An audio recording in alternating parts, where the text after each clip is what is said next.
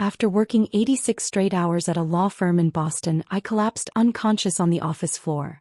My parents left me there and flew to Paris with their perfect daughter, but 7 days later, a name written in the hospital's visitor log exposed the truth about our family to everyone.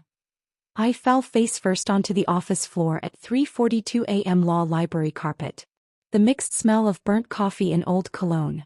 After working 86 straight hours, sitting in a glass tower over the Charles River drafting a motion for a merger that wasn't going to save anyone's job anyway.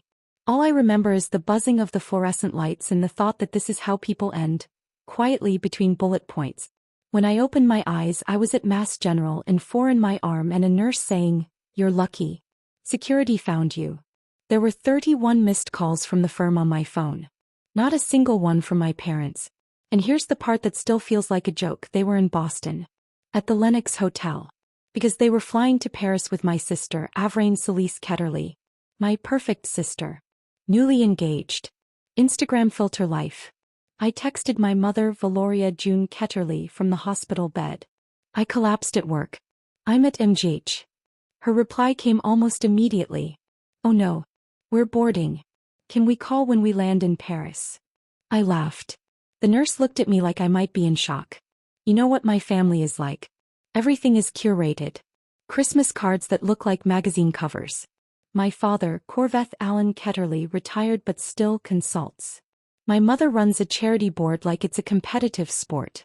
And Avrain? Perfect hair, perfect engagement, perfect captions. Me? I stayed in Boston. Law school debt. A condo in Southie with a mortgage that keeps me up at night. An ex, Dalen Rees-Morcant, who cheated and then told me I was emotionally unavailable. Of course I was unavailable. I was billing 86 hours in 3 days. 7 days later I was still in the hospital because my blood pressure wouldn't stabilize.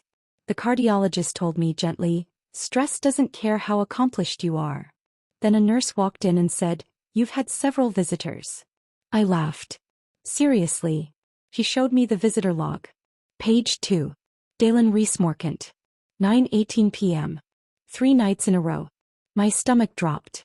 This was the man who ended our relationship like he was closing a file. Why would he come?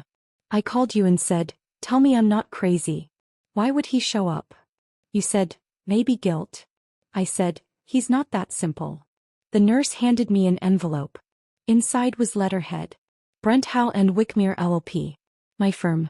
While I was unconscious on that office floor, senior partner Malvern Elridge had emailed her claiming I had abandoned my duties and jeopardized a $42 million deal. They were preparing to terminate me for cause. The email had been forwarded to Dalen, gossip circulating among firms. He didn't ignore it. He filed a formal complaint with the Massachusetts bar. Attached hospital records. Security timestamps.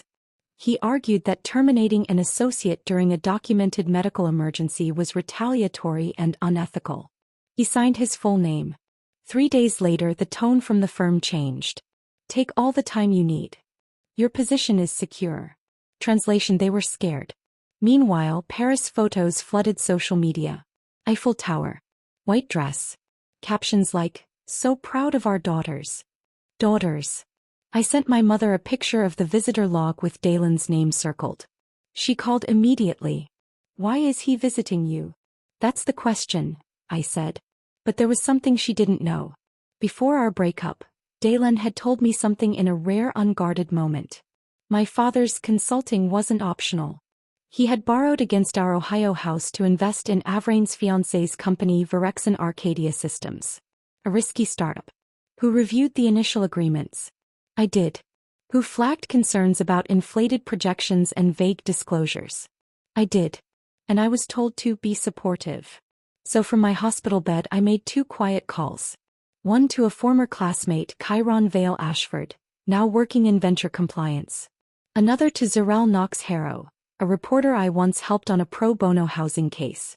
I didn't post anything dramatic. I didn't yell. I sent documents. Within a week of their return from Paris, questions began circulating. Misrepresented investment data. Undisclosed fund transfers. Regulatory scrutiny. When my father showed up at the hospital the day I was discharged, he looked smaller than I'd ever seen him. "You could have talked to us," he said. I did, I replied. At 3:42 a.m. On the office floor.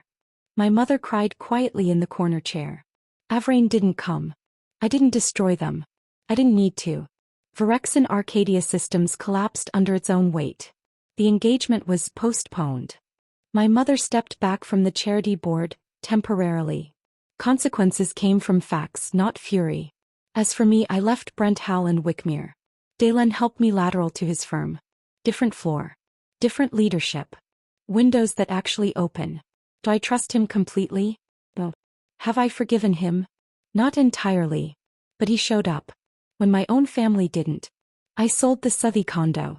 Bought a smaller place in Quincy with a yard big enough for a dog I haven't adopted yet. Sometimes I think about that carpet. About how close I was to letting myself disappear into deadlines and expectations. About how easily I could have been another quiet casualty in a glass tower. You asked if I'm okay. Yes. But I'm not the same. And next time someone leaves me on the floor, I won't call twice.